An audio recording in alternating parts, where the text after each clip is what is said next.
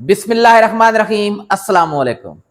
आज की क्लास में हम लोग एक छोटा सा टॉपिक पढ़ेंगे, मैस नंबर या उसे कहते हैं न्यूक्लियन नंबर। आपकी बुक में लिखा हुआ है न्यूक्लियन नंबर और एटॉमिक मैस। बेटा एटॉमिक मैस नहीं है, वो मैस नंबर है। एटॉमिक मैस अलग चीज है, मैस नंबर अलग चीज है। देखिए ना, मैस नंबर एक नंबर है और एटॉमिक मैस मैस वजन यानी क्वांटिटी है।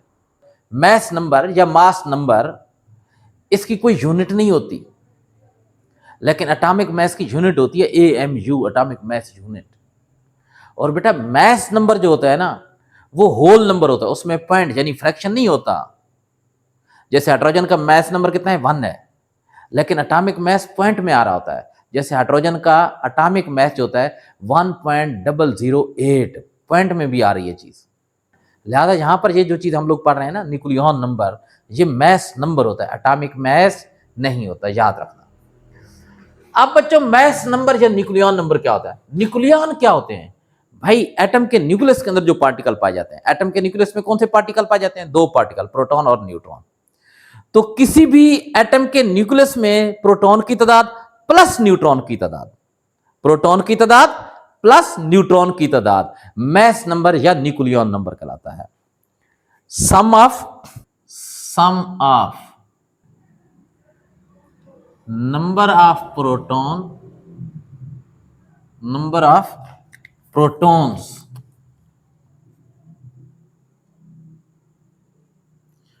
and neutrons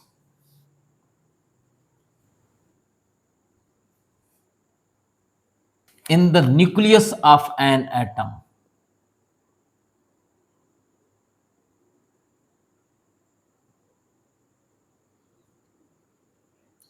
is called mass number और न्यूक्लियन नंबर।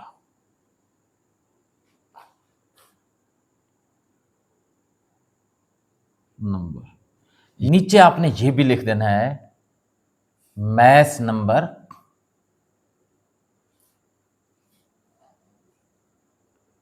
किसके इक्वल होता है? Number of protons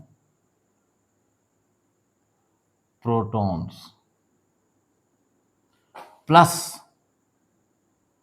number of neutrons.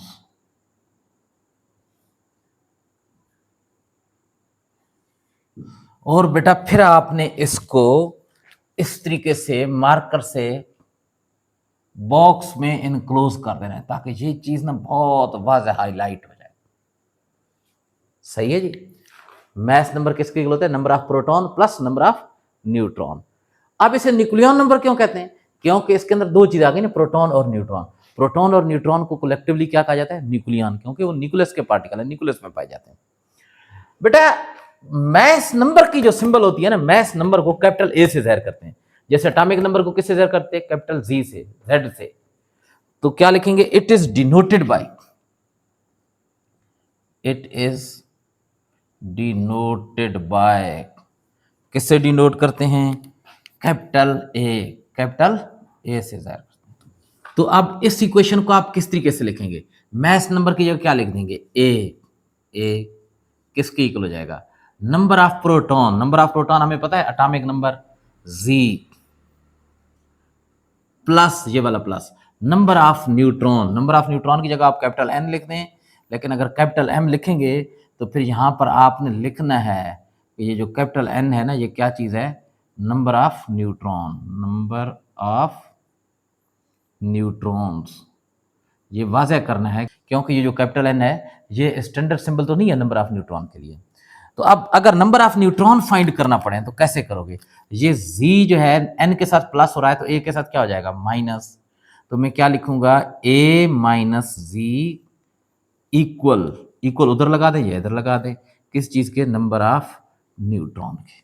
अब बच्चों जरा देखें, इसकी एग्जांपल्स हैं।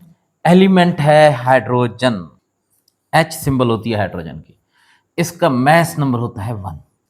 उसके बाद है बेटा हीलियम, इसका मैस नंबर होता है 4। सोडियम मैस नंबर होता है 23। आयरन Fe मैस नंबर होता है 56। आपको जिन दो चार एलिमेंट के मैस याद हो ना आसानी से, उन्हीं के आप एग्जांपल लिखते हैं। बच्चों बात यह है कि इसके कुछ न्यूमेरिकल भी आ जाते हैं। एक न्यूमेरिकल एग्जांपल आपकी बुक में दी हुई है, उसको मैं सोल्व करता हूं ताकि आपको समझ में आ जाए। एग्जाम्पल है 3.1 और बुक का जो पेज है वो पेज है 34।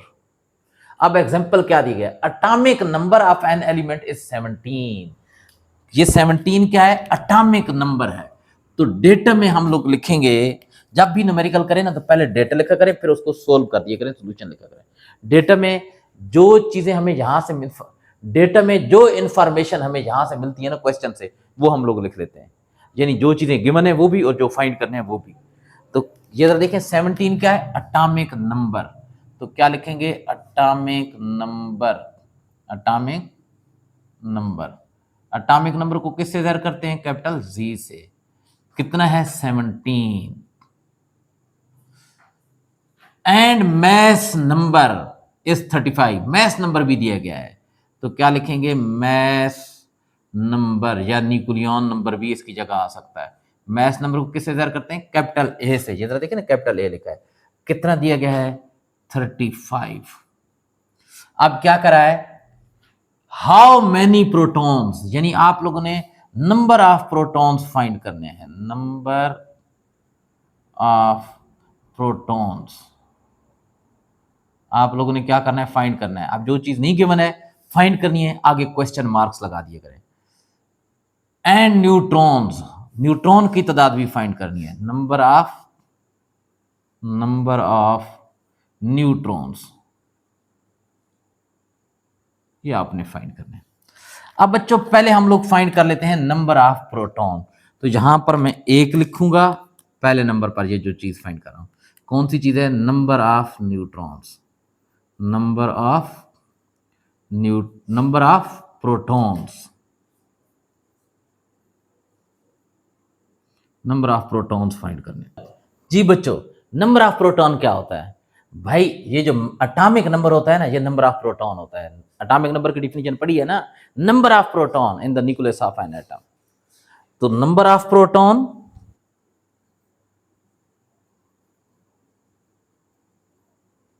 प्रोटॉन किसके इक्वल होता है, अटॉमिक नंबर के।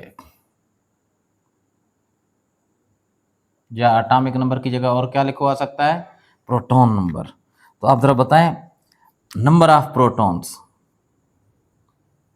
कितने हो जाएंगे, नंबर ऑफ प्रोटॉन्स कितने हो जाएंगे, अटॉमिक नंबर कितना है, 17।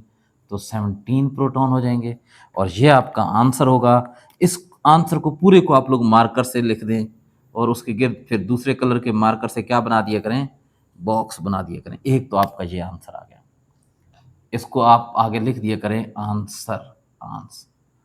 अब दूसरे नंबर पर क्या फाइंड करना है बेटा, दूसरे नंबर पर हम लोगों ने फाइंड करना है नंबर ऑफ न्यूट्रॉन्स।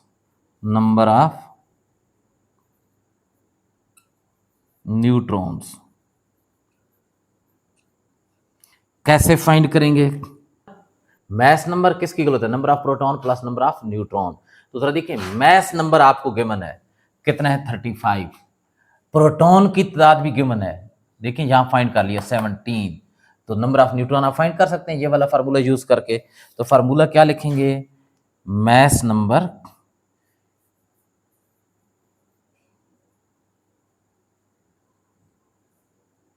किसके इक्वल होता है, number of protons, number of protons plus number of neutron.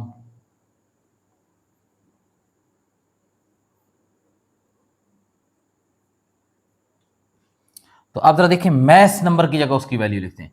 Mass number की वैल्यू कितनी है, 35 equal number of protons, number of proton कितने हैं, 17। आगे plus number of neutron find करना है, तो वैसे का वैसा लिख देंगे, नंबर ऑफ न्यूट्रॉन। अब बच्चों ये 17 नंबर ऑफ न्यूट्रॉन के साथ प्लस हो रहा है, आपको पता है ना इक्वेशन क्या मतलब, जिसमें ये इक्वल की साइन आ रही है, उसकी एक साइड पर अगर कोई चीज प्लस हो तो वो दूसरी साइड पर जाकर माइनस हो जाती है, अगर एक साइड पर माइनस हो तो दूसरी साइड पर जाकर प्लस हो जाती है। एक तरफ को अगर कोई चीज मल्टीप्लाई हो रही होती है तो दूसरी तरफ को वो डिवाइड हो जाती है, एक तरफ को अगर वो डिवाइड हो रही हो तो दूसरी तरफ को वो मल्टीप्लाई हो जाती है। तो ये यहां पर क्या हो रहा है प्लस, तो इधर आकर माइनस हो जाएगा। तो क्या लिखेंगे 35 माइनस 17 इक्वल आ जाएगा किसके, नंबर ऑफ न्यूट्रॉन्स के। 35 माइनस 17 क्या आ जाएगा, नंबर ऑफ न्यूट्रॉन्स। बच्चों 35 माइनस 17 क्या आंसर आएगा 18। तो नंबर ऑफ न्यूट्रॉन्स कितने हो जाएंगे,